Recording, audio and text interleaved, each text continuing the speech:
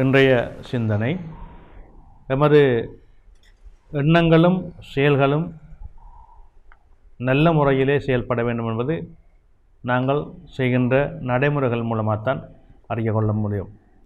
எனவே எமது நடைமுறைகளுக்கு நாங்கள் எங்களை சீர் செய்து கொள்ள வேண்டும். எங்களுடைய எண்ணங்களை சீர் செய்வதற்கு நாங்கள் நல்ல முறையிலே எங்களை தயார்படுத்தி கொள்ள வேண்டும். நாங்கள் இந்த உலகத்திலே பலவிதமான மனிதர்களை பார்க்கின்றோம். எங்களுடைய உடல் அமைப்பிலேயே கூட பாருங்கள், இந்த கைவிரல்களை எடுத்துக்கொண்டால் 5 விரல்களும் எங்களுக்கு மிக முக்கியமானவை. அந்த விரல்கள் இல்லாட்டி எங்களால் எதுவுமே செய்ய முடியாது. ஆனால் அந்த 5 விரல்களும் ஒரே அளவிலே இருப்பதில்லை. கட்டை, நட்டை, நடுத்தரம் என்று ஒவ்வொரு விரல்களும் ஒவ்வொரு விதமாக இருக்கின்றன. அப்படியான ஒவ்வொரு எண்ணங்களை கொண்ட மனிதர்களைத்தான் நாங்கள் வாழ்வியலில் சந்தித்து கொண்டிருக்கின்றோம். நமது கைவிரல்கள் போல பலவிதமான எண்ணங்கள் கொண்ட மனிதர்களோடு நாங்கள் பழகுகின்றோம். ஆனால் ஒருவர் கெட்டவர், ஒருவர் நல்லவர், ஒருவர் 2 குணமும் சார்ந்து அல்லாதிருப்பவர் என்று நம்மாலே சரியாக நிறைவாக ஆராய்ந்து கொள்ள முடியாது. ஒருவர் வெளிப்படையாக நல்லவராக தோற்றுவார், உள்ளுக்குள்ளே அவருடைய எண்ணங்கள் எதிர்மறையாக இருக்கும். ஒருவர் வெளிப்படையாக சிடு என்று பேசுவார், கோபப்படுவார், ஆனால் உள்ளத்திலே மிக அருமையாக இருப்பார். ஒருவர் 2மே இல்லாதவராக மௌனமாக இருப்பார், அவர் எல்லாரையும் விட மோசமாக இருப்பார். இப்படியாக அவர்களுடைய உள்ளத்தை சென்று அறிந்து கொள்ளக்கூடிய தன்மை எங்களுக்குள்ளே இல்லை. ஆனால் இந்த எல்லா விதமான மனிதர்களிடமும் ஒரு நன்மை இருக்கும், ஒரு திறமை இருக்கும், ஒரு ஆளுமை இருக்கும். எல்லோரும் எங்களுக்கு ஒரு வகையிலே உதவக்கூடிய நிலையும் இருக்கும்.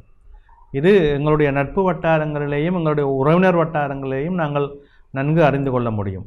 எனவே மனிதர்கள் பலவிதமான குண இயல்புகளை கொண்டிருப்பார்கள். அந்த அத்தனை பேரும் உடைய குண இயல்புகளுக்குள்ளேயும் ஏதோ ஒரு நல்லது இருந்து கொண்டே இருக்கும். அந்த நல்லதை அவர்களிடம் சொல்லி அதை வெளிப்படுத்துவது தான் அங்கே மிக முக்கியமான ஒரு செயலாக அமைகின்றது. எங்களுடைய உறவினர்களுக்கும் சரி, நண்பர்களுக்கும் சரி, அவர்களிடம் இருக்கின்ற நல்ல விடயங்களை, அவர்களிடம் இருக்கின்ற நல்ல திறமைகளை சொல்லி காட்டுங்கள். இது உன்னுடைய இருக்கின்ற தனித்துவம், இது யாரிடமும் இல்லாத ஒரு நல்ல குணம் என்று சொல்லி காட்டுங்கள். அப்படி சொல்லுகின்ற பொழுது, அதை திரும்ப நாங்கள் சொல்லுகின்ற பொழுது அது ஒரு மந்திரம் போல அவருடைய மனதிலே பதிந்து விடுகின்றது. அவர் இப்படி சொல்லுகிறார்களே, இதை நாங்கள் செய்ய வேண்டுமே என்று எண்ணம் அவருக்கு வந்துவிடும். எனவே ஒருவரிடம் இருக்கின்ற நல்லதை நாங்கள் தூண்டி விடுகின்ற பொழுது அவரிடம் இருக்கின்ற கெட்டதெல்லாம் மறைந்து விடுகின்றது. அந்த நல்லதை தூண்டுதல் தான் எங்களுடைய வேலை. அதை நாங்கள் ஒவ்வொருவரும் செயல்படுத்த வேண்டும்.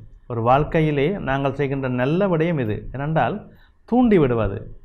ஒரு விளக்கு எரிந்து கொண்டிருக்கின்றது பிரகாசமாக, அதனுடைய அந்த எரிவின் மூலமாக அந்த திரியின் தன்மை குறைந்து விளக்கினுடைய எரிவு ஒளி மங்கி கொண்டு வருகின்ற பொழுது நாங்கள் அந்த விளக்கை தீண்டுவோம், கையை வைத்து தீண்டி விடுவோம், மீண்டும் பிரகாசிக்க சொல்லி. அதே போல தான் மனிதனுடைய மனம். அவனுடைய அழுக்காறுகள் நிறைய இருக்கும், ஆனால் ஒவ்வொரு மனிதனுக்குள்ளும் நல்லது இருக்கும். அதை கண்டுபிடித்து அவனை தூண்ட வேண்டும். அந்த நல்லதை அவன் செய்கின்ற பொழுதெல்லாம் இந்த கெட்டதெல்லாம் அவனை விட்டு நீங்கி விடுகின்றது.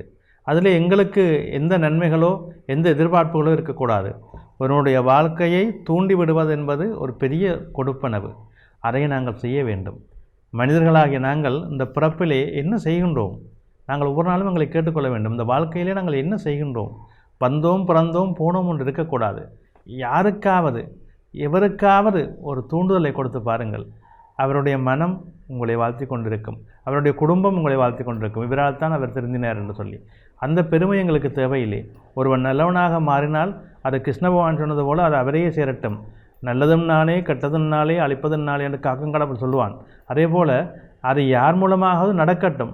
உலகத்துக்கு நல்லது நடக்க வேண்டும். எம்மை சார்ந்தவர்கள் நல்லவர்களாக வாழ வேண்டும். இந்த எண்ணத்தை நாங்கள் கொள்ள வேண்டும். நன்றி.